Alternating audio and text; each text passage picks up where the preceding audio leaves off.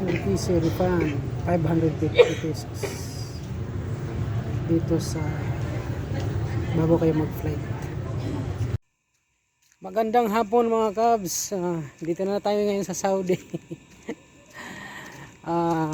Labas muna tayo para maghanap tayo ng uulamin at babaunin bukas, kasi bukas papasok na tayo, mag-umpisa na tayo sa ating trabaho. Back to reality na naman. Para sa mga uuwing mga OFW, ayusin nyo yung visa nyo na matagal-tagal ang expire, at saka mag-fill up kayo ng e-travel na 72 hours, 3 days before bago kayo mag-flight, mag-fill up na kayo ng e-travel.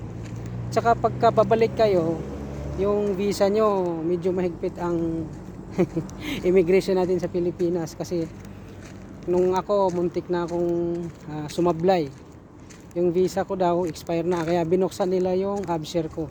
Kaya yung mga abshare nyo dito pa lang sa Saudi, i-active nyo na para alam nyo yung password, madali lang buksan. Pero kung wala kang internet, meron naman dun sa NAIA, pwede naman makikinig sa kanila, sa information doon, pwede doon.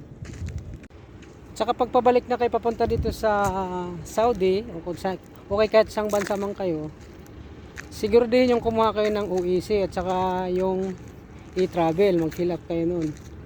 Huwag kayo maniwala na wala ng OEC, meron, hahanapin nila yan. 2 kopya or 3 kopya ang gagawin nyo, ipaprint nyo yan mga Cubs. Mag-online kayo, meron yan sa Google, mga 3 kopya, hanapin nila yun sa immigration. May mag-aabang doon ng mga immigration officer. Tsaka yung refund, huwag yung kalimutan yung refund na 550, sayang din yun pag naiwanan nyo. Pero kadalasan yun mga Cubs, kung saan kayo nag-boarding, kung saan airline kayo yung gate doon, yung boarding gate, doon nila ibibigay mga Cubs. Kasi sa amin, nung kami kahapon, binigay nila mga Cubs dun sa boarding area na, yung papasok na kayo sa aeroplano, pipila kayo dun sa immigration officer o kayo dun sa mga flight attendant yata yun, sa loob, ibigay nila yung 550.